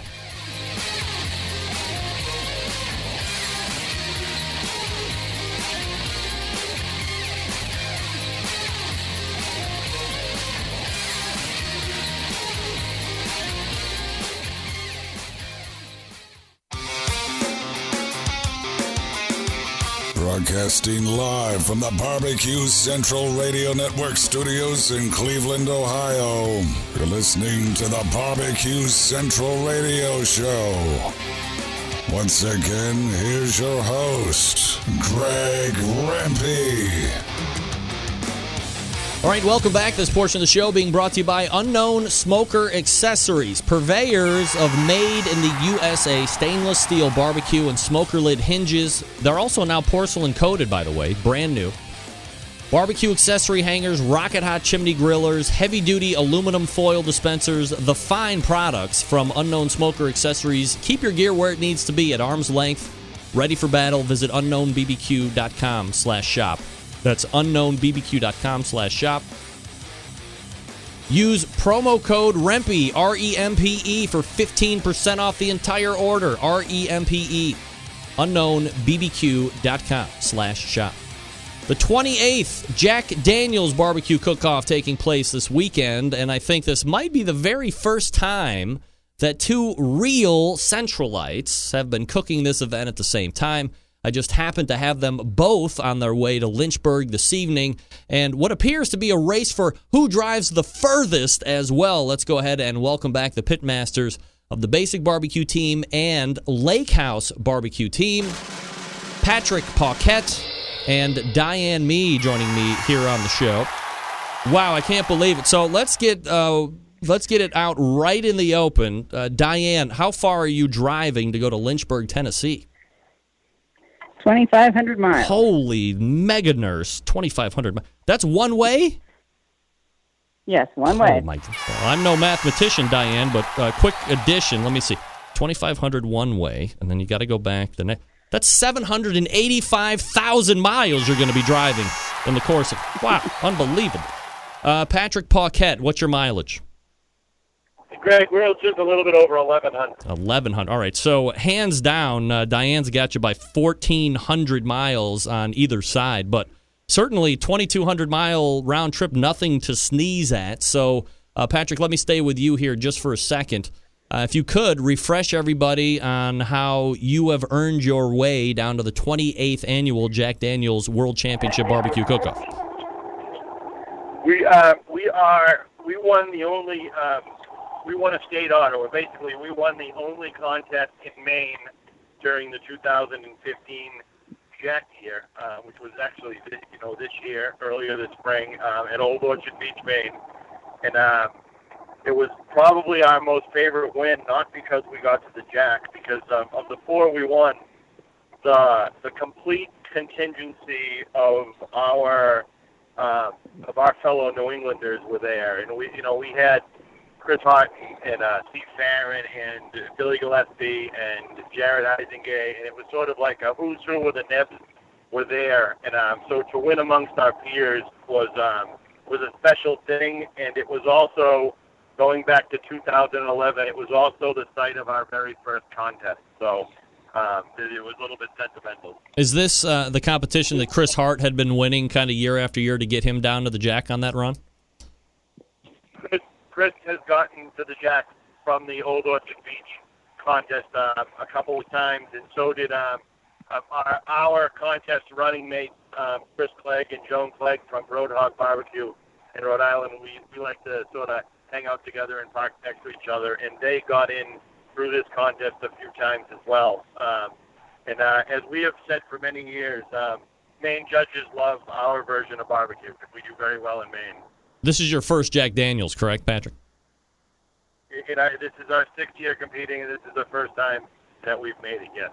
All right, Diane Mee from Lake House Barbecue, also heading to Lynchburg and is winning the mile competition currently. Diane, if you could refresh everybody on how you have earned your way into the Jack Daniels. I won a Pacific Northwest Barbecue Association sanctioned contest called Smoke on the Water, no relation to the other Smoke on the Water people, in Coeur d'Alene, Idaho, back in August 23rd of 2015. So, is this your first Jack Daniels as well, Diane? No, this is my second. I went back in 2013. All right, 2013. So, let me stay with you, Diane. Having been there, and I don't know if we want to, kind of lay out any tips for that Patrick fella on the other line since it's his first time.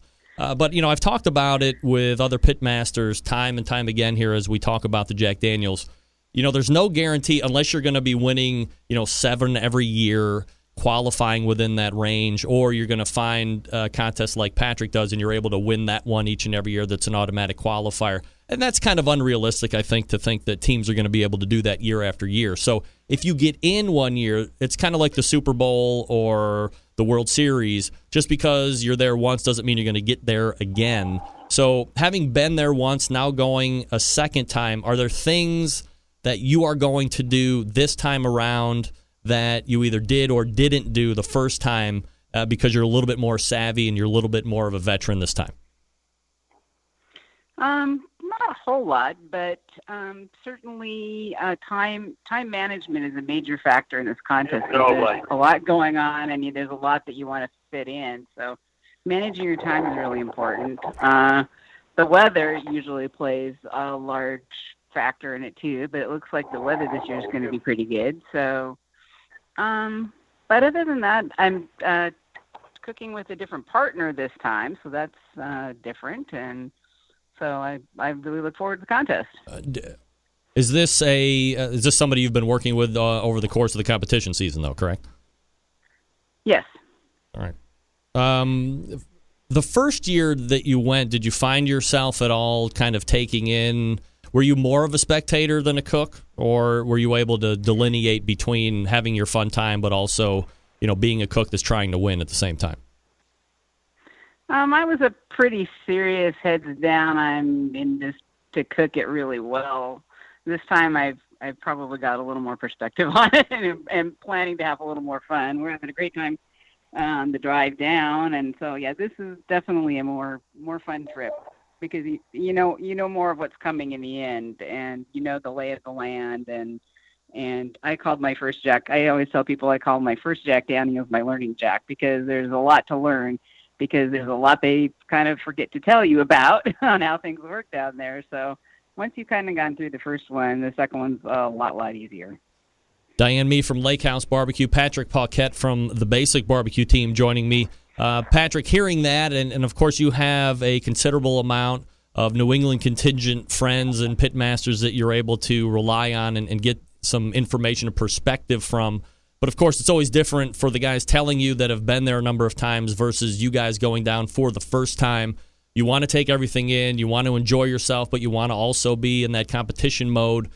Have you and Wendy and whoever else is going down with you put together a pretty extensive game plan on how you're going to be attacking things, day to day to make sure you don't fall into spectator mode?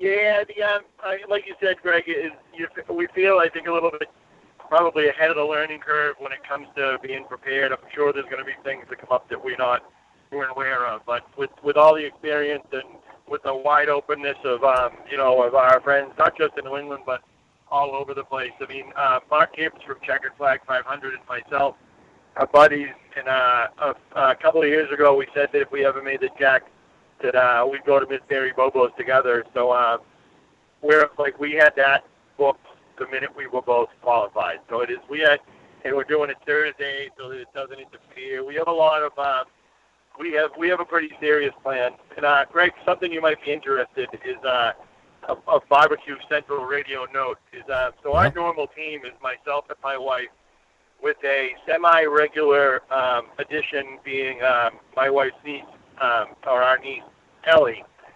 But we also have a guest, and he would describe himself as a professional pit bitch. But 3 or 4 times he's cooked with me before, but our own Don Geiger is flying in on Thursday. Nice. Because Don has proven himself to be able to handle me in the stress of competition, and that is, my wife will tell you that most people who can do that deserve an award. So we feel, and John has been there before, and that's one of the things that I'm actually very much leaning on Don is to help me through that pitmaster bit, because he's been down there with teams before. So, Patrick, as soon as you... I feel like we're ready. As soon as you said professional pit bitch, I knew exactly who you were talking about. No offense, Don. Patrick, let me stick with you for this next question real quick, and then we'll get Diane's take on this. You know, I've asked pitmasters time and time again, when you get down to the jack, there is kind of that discrepancy between the experienced judges, the certified master barbecue judges, but then you also have a fairly large percentage of bloggers that maybe aren't certified barbecue judges or haven't done a lot of competition judging, so that palate isn't as experienced or doesn't really know what to look for. Are you going to be changing anything as far as technique or flavor profiles or anything like that to, for lack of a better term, dumb it down for the masses, or are you going to cook exactly the same just like you've always done? Okay, so I'm not going to change it, but I will say that one of the things that I have realized is that human beings are human beings, and by that, and judges are judges. And although yes, I would much rather be judged by, and I'm going to really be sacrilege here. I watch all the videos. There are many videos out there of judging tables at the Jack. There is literally hours on YouTube that you can watch of judges being interviewed during stuff. And I would much rather be judged by the new judge that was certified the day before than, I'm going to say it because he's very wide open about, like, Paul Kirk doesn't like today's competition barbecue. And he says it every time there's a mic in his face down there. It's sort of, I really don't want him judging my food because he doesn't like what we're doing these days. So I'm just going to cook my food. But I believe that people want ribs a little bit more tender than the KCBS standard all the time. And I think that part of our success this year, we started getting good rib calls, was that we started making them a little bit more tender than the KCBS standard. So, I'm not afraid. I understand there's weird judging down there, but I think there's weird judging across 4-category KCBS-style events this year. So, I'm not concerned about it. I'm not changing. I'm doing what we did. We're doing what brung us here. We're going to cook our food. We're going to put it in a box, and we're going to hope we get judges who like barbecue. Diane from Lake House Barbecue, same question to you. Are you going to be cooking that barbecue that gets you down there, or because of that diversity that Patrick was just talking about, do you make any changes, even to the smallest change out of what you would normally do because this is the Jack and these are the judges you're dealing with? Well, aside from the fact that we have to include white meat in our chicken box, that's the thing I've been most concerned about, because normally we just use thighs and we don't cook white meat that often. So constructing that box is a little bit of change from normal. The schedule is off by like a half an hour too, so that means we have to concoct a whole new cook plan to cook by too. But as far as the judging goes, it's like any contest. It's you just got to take, as Chuck Knox used to say, you got to play the hand you're dealt, and we just go in with our normal cook program and bring it on. Diane, as far as that turkey, the white meat box that you were talking about, Have you done an extensive amount of practicing, like leading up to this, to make sure that you have, whatever it is you're going to be cooking, and you understand that there's probably going to be a certain amount of hold time and calculating for that so you don't have dry out? I mean, is this a whole new wrinkle of stress that you typically don't have to account for in a regular competition? Yeah, it's a whole new wrinkle of stress, and I did a little test cooking the week before we left, and we'll do one more because I'll actually be able to cook on Friday. We'll do a test cook. We'll do another test cook on Friday so that I can actually cook on the cooker that we're going to cook the chicken on. So yeah, we'll do one more test cook on Friday. Patrick, let me talk to you quickly because there is that white meat situation. Do you have any qualms or nervousness about the white meat portion, or are you pretty centered in and you know what you're going to be doing? I know what we're going to be doing. We actually have cooked it live. Our Jack Chicken program, we cooked in 3 KCBS contests. The first time was up at Finger Lakes in New York, and we got a 10th place overall. The second time was in another contest in Maine, a new contest just here a month ago, and we got first place overall. And then just recently, I think we were 11th with that same thing. We have some concerns about. We made in 2 of those 3 contests. We had execution issues that where chicken got smudged making the box that we're building. And so we are considering. Actually, it's likely that we're going to change the actual box layout, but the actual the actual meat that we're cooking and the flavor profiles on it, etc., are locked in and solid and ready to go. Do you believe you have like a single weapon that is going to be able to put you guys over the top, Patrick, that you're bringing with you don't think anybody else has? I don't. You're aware of a friend of the show who's now owns one of the hottest barbecue joints in Canada, Johnny Latucha. And Johnny is somebody who we were in a couple of different classes together over the years. And Johnny has a theory. As a master judge who's also taken something like 15 barbecue classes, Johnny told me once that he believes there's about 16 barbecue ingredients, and that the best cooks in the country are doing nothing but mixing them up differently. And Tuffy Stone just drove by me on the highway. Literally, Tuffy Stone for Gold just passed me. Nice. On the highway. I literally do it. So do I believe there's a secret weapon? Hell no. Absolutely not. I think that this is about cooking the meat better than everybody else and hoping you land on the right judge's table. I think it is that simple. Diane, do you have any secret weapons that you've brought from the Pacific Northwest to take home the championship this weekend? Other than my cooking partner, no. Diane, let me ask you, aside from Lake House Barbecue, who do you think, as you peruse the list of contestants, do you think has a better than average shot of walking away with the grand championship this weekend?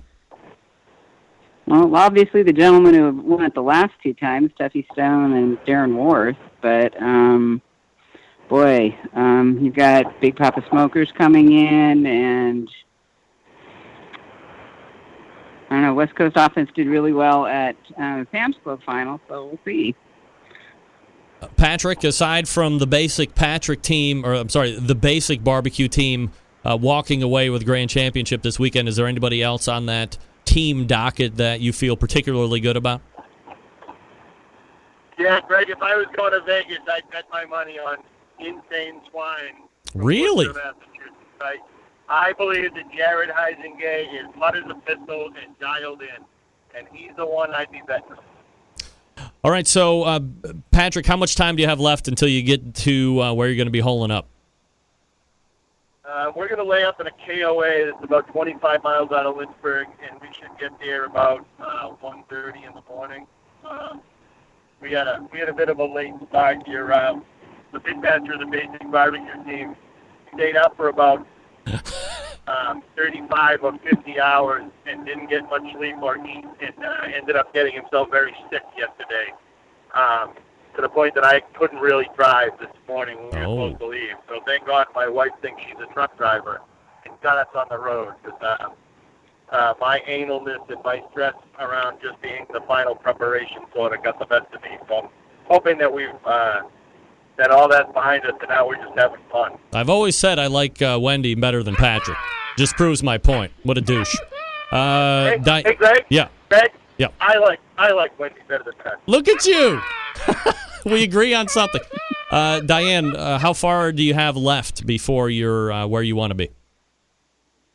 We're in Columbia, Missouri tonight, and then tomorrow we'll hit Nashville, Tennessee, and then we just have a short drive to Lynchburg on Thursday morning. All right. Diane Mee is the pitmaster of Lake House Barbecue. She is going to be attempting to win Grand Championship at the 28th Annual Jack Daniel's World Championship Barbecue Cook-Off, as well as Patrick Paquette, who's the pitmaster of the Basic Barbecue team. He's also looking for Grand Champion. You know, I've never had a round table leading into where both people were going to be cooking the same exact contest. So I don't know how the show karma works at this point. It could be a 1-2. There could be tie for Grand Championship. I don't know what's going to happen. The world could explode. I mean, who knows what's going to happen. However, I will wish you both equal success, and I appreciate the fact that you guys come on Tuesday to make your way out to Lynchburg and do this interview. Continued success, and we'll talk to you guys over the weekend.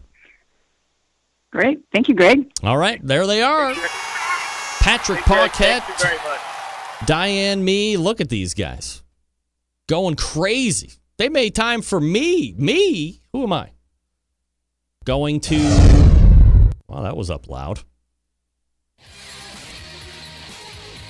Not that it's their fault, but those cell phone connections sucked. That's the worst. How do cell phones suck this bad still? I just don't understand that.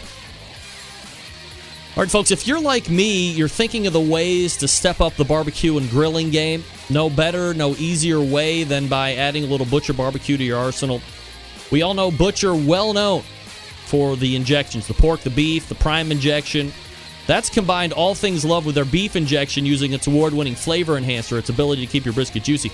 They've combined it with what has become the competition standard in beef flavor. Available for sale right now at butcherbbq.com. Perhaps you're looking for the go-to rubs and sauces. Well, good news, you've hit a mother lode. Butcher's Barbecue, a full line of award-winning rubs. One of my personal favorites, the honey rub. Also the steak and brisket rub. Try premium rub if you inject with Butcher's because it's formulated to work with the injection. A perfect 1-2 punch to impress judges and friends alike. And by the way, if you want a cherry rub, they got one. You want a pecan rub, they got one. You want a private blend, they got one. Also, chipotle. Last but not least, well, almost last, but definitely not least, the sweet barbecue sauce is just awesome. Great by itself, great as a base, mix it together with some other stuff, but you don't really need to.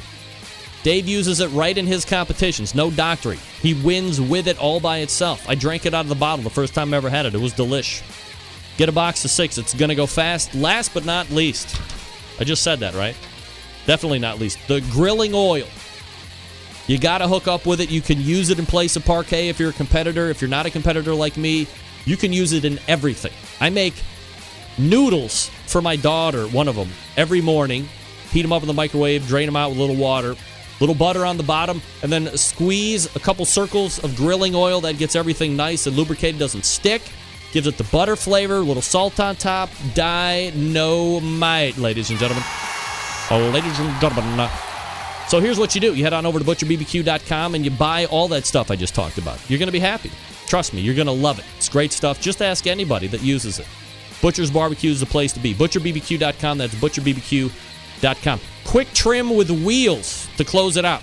Stick around. We'll be right back.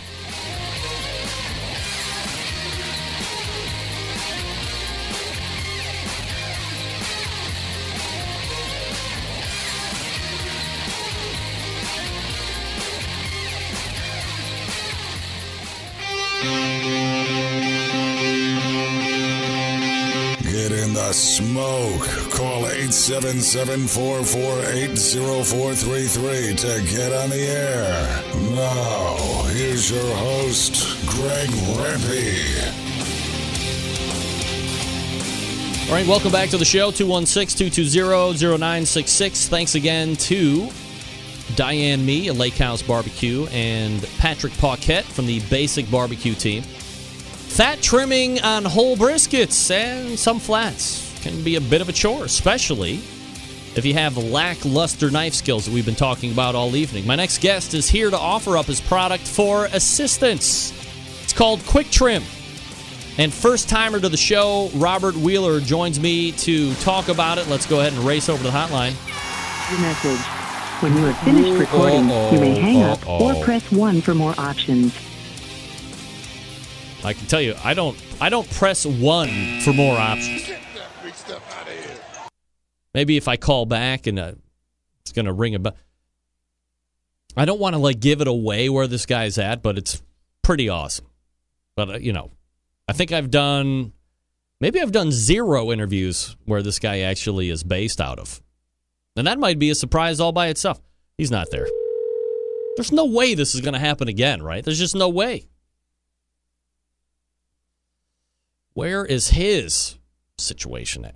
Hello, this is Rob with Qwick Trim and Iron Emu Barbecue. All right. Please leave a message. At the tone, please record I'm going to your leave a message. When you have finished recording, you may hang I'm up gonna leave or a message. press 1 for more options. Put some background music. Hey, Rob, Greg, BBQ Central Show. We're live. It is 10:38 Eastern Standard Time in the evening. This is your segment. Uh-oh. Get that big stuff out of here. We got time. Call in. Talk about the Qwick Trim. I'm holding it up right now. So what have we talked about? What have I been teasing you about? Well, let's go to the website.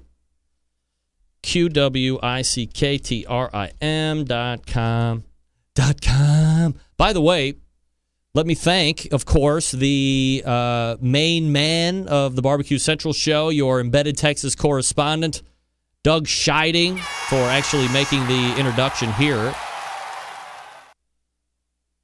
The Qwick Trim is what it looks like. Let me pull this page off and pull it up there. And let me make a new screenshot. What is that? Who else is using Snapchat? Anybody use Snapchat? I Snapchat with my kids a lot, but I don't know if anybody else is really using that. All right, here we go. So this is what the Qwick Trim looks like. Qwick Trim brisket, meat, and silver skin trimmer for the pro and home barbecue master. $24, patent pending. You can get replacement blades. Let me show you the instructional video. This is the guy that we were supposed to talk to, by the way. So let me hit pause, blow it out. Make sure my volume is good. All right, here we go. Hello, my name is Rob Wheeler from Qwick Trim, and today I'm going to give you a few tips on how to use the Qwick Trim brisket trimmer. All right. One recommendation that I do have before you start trimming your brisket is use a cold brisket. This brisket just came out of a cooler. It's about 38 to 42 degrees, and the reason for that is the fat stays quite firm. As the brisket starts to temper, it will get sticky and tacky. So I always like to use a cold brisket when I'm trimming them. Okay, so first thing we do with the Qwick Trim is you want to go ahead and find this area of fat that you want to trim. Lightly take a small bite. Everybody see this okay? The sound's kind of crappy because his microphone's not that great. But I just want to make sure you can see it good enough so you can see what it's going to do. I mean, I can't make it any better than it looks right now, but I'm just wondering. With the Qwick Trim blade, and then just pull lightly straight across, not in a downward motion, across your brisket. Look at that. And as you can see, it just starts peeling the fat away. I normally start on one side because as you can see, there's layers of fat here. And if you trim that layer first, you can see where the meat lies. As you can see, you can start to see the meat. We still have about 3/4 of an inch of fat here. So we're going to want to take just another pass or two straight across there to get a nice even cut. One thing nice about this Qwick Trim brisket trimmer is that your free hand is always on the back side of the moving blade. Not like when you use a knife and you're cutting like this, that your hand is always exposed to the danger of possibly that knife blade coming up out of the fat and cut in your hand. One thing we really love about this Qwick Trim. So you just basically take a couple of more passes of the fat straight across the top until you have the desired amount of fat that you want to trim on your brisket. And then we'll usually turn it around on this side, and it has this eye piece of fat. Now this fat does not melt easily in a smoker, so we definitely take this out. And the same thing, all you need to do is clear your blade, take a small little bite of this eye fat, and then just pull straight across. And as you can see, it just peels off like butter. Butter.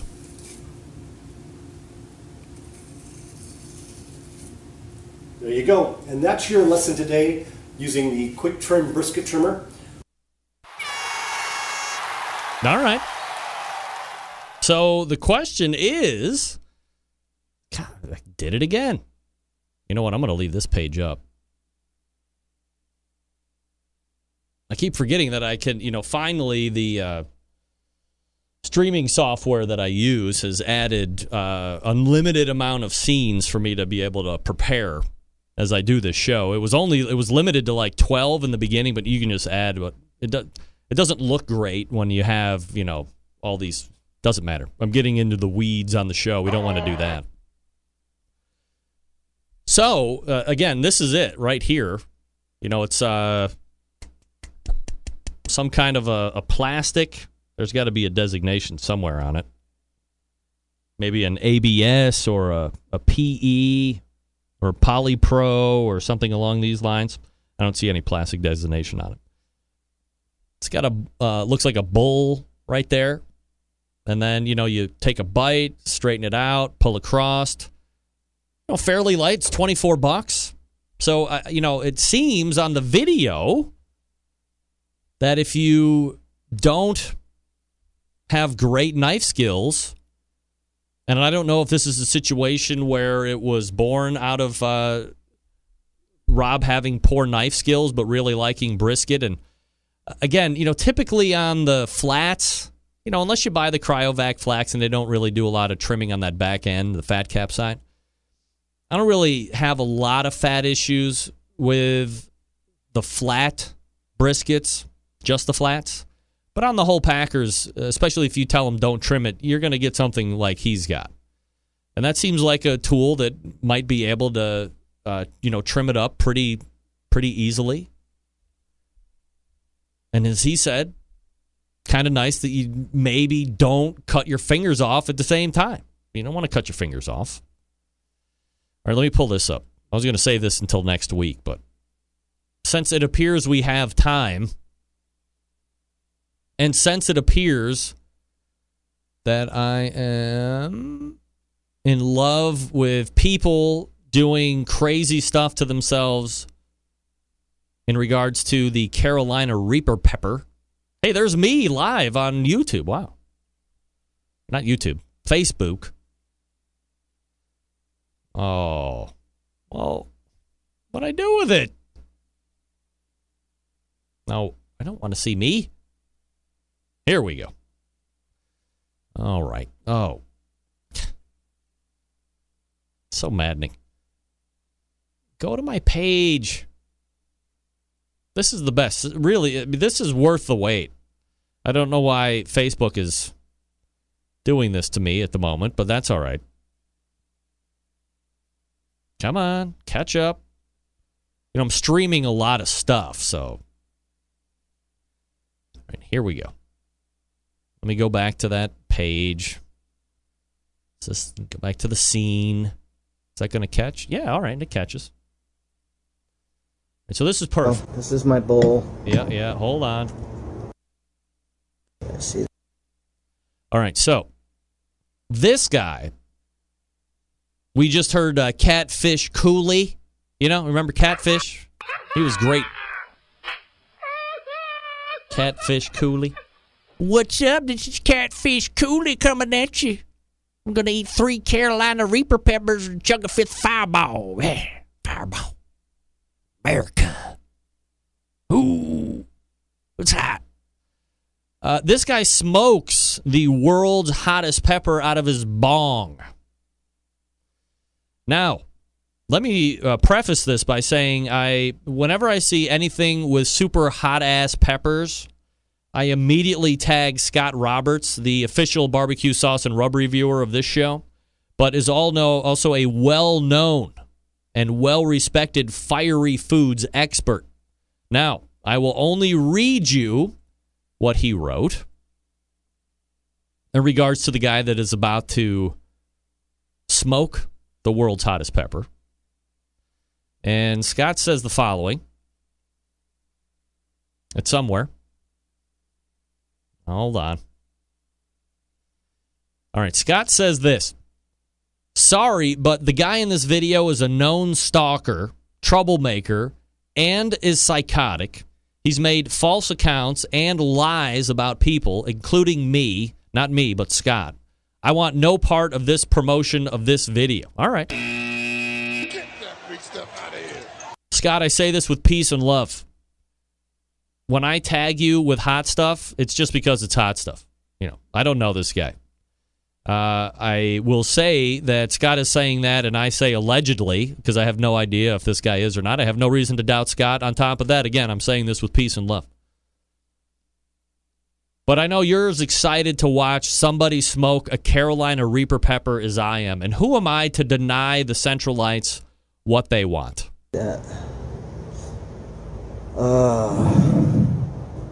So, this is my bowl.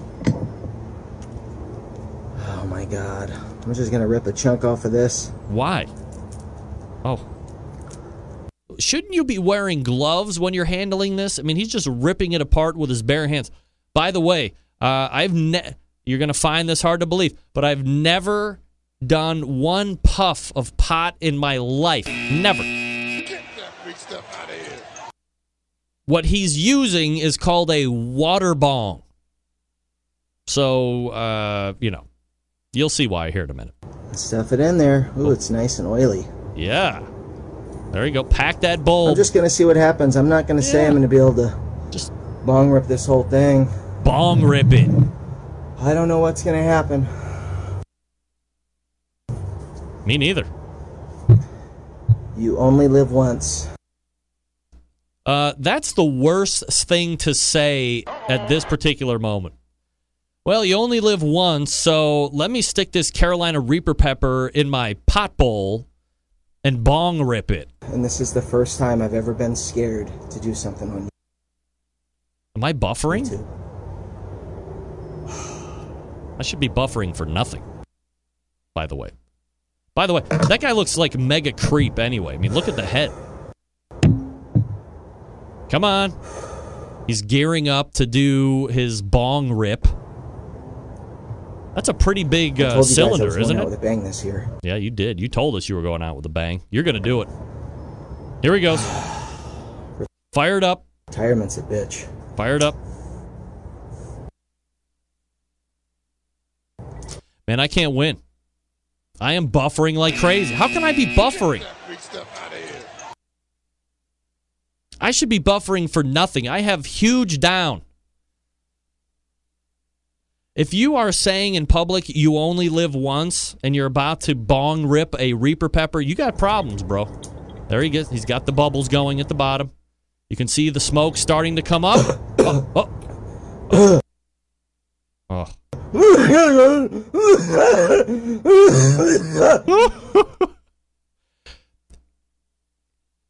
He hasn't even started to bong rip it. That's just like the starter smoke, and he's already going off the wall. Hit it!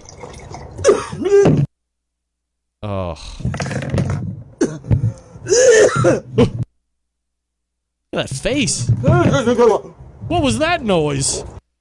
Now he's chugging the water. Oh, well, this segment's going to end.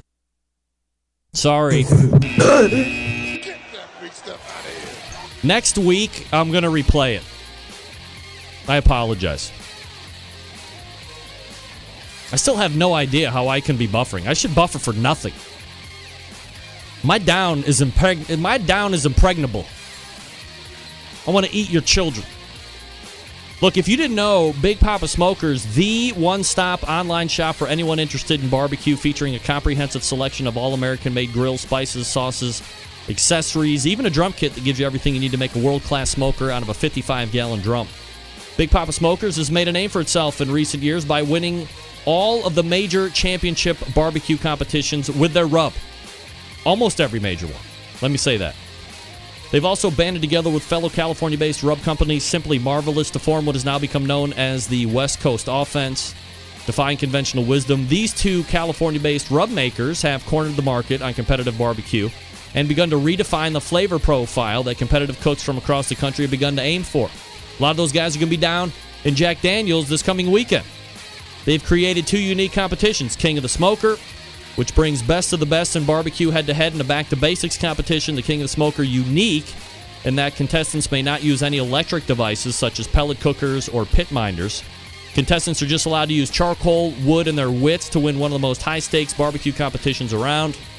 The other competition is the Guinea Pig, a cost-controlled event that helps bring down and bring in newcomers to competitive barbecue, features prize distribution all the way down to 10th place in each category, and helps provide incentive to get new competitors into the world of barbecue.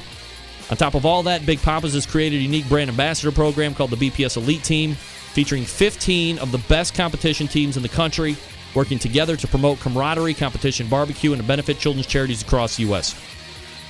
Keep in mind that Big Papa Smokers has been able to do all of this with only 6 years of being in biz, turning the competition barbecue world on its head, creating their own unique competitions, becoming a staple of a nationwide restaurant chain, and benefiting children's charities across the U.S. It's just the beginning for Big Papa Smokers.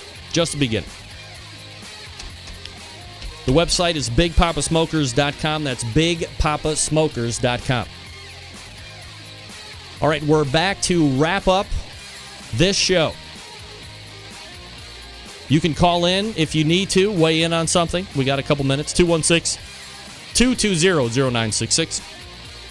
You can also email Greg at thebbqcentralshow.com. Stick around. We'll be right back.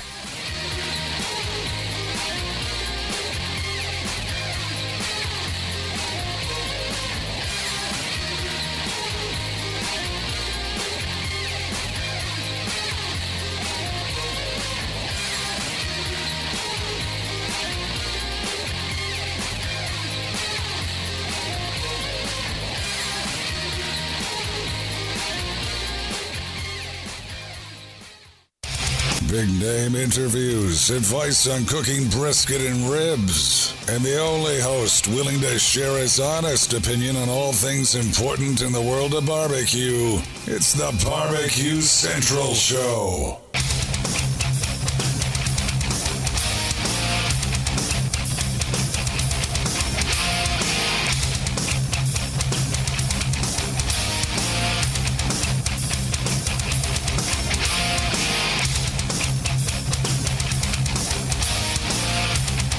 All right, welcome back.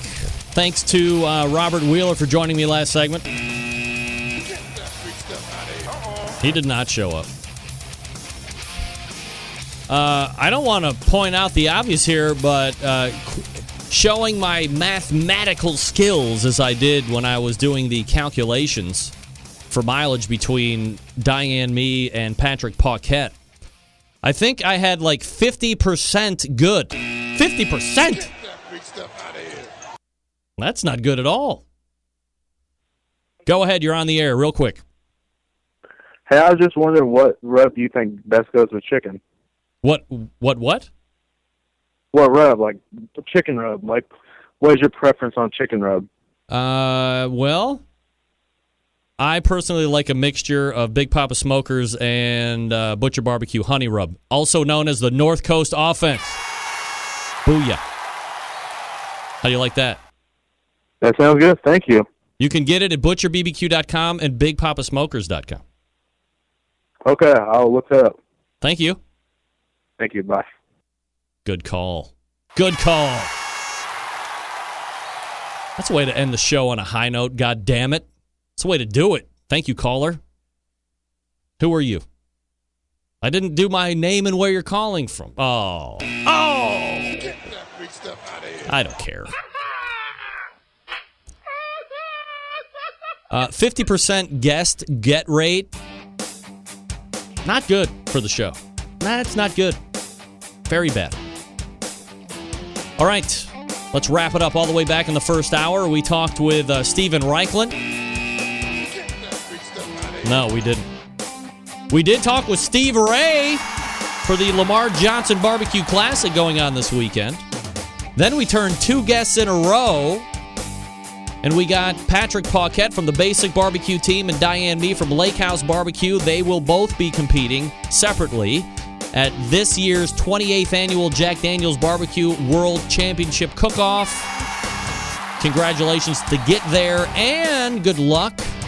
One of you two has to win. I mean, there's no two ways about it. I mean, one of you two are going to be the 28th annual Jack Daniel's World Champion.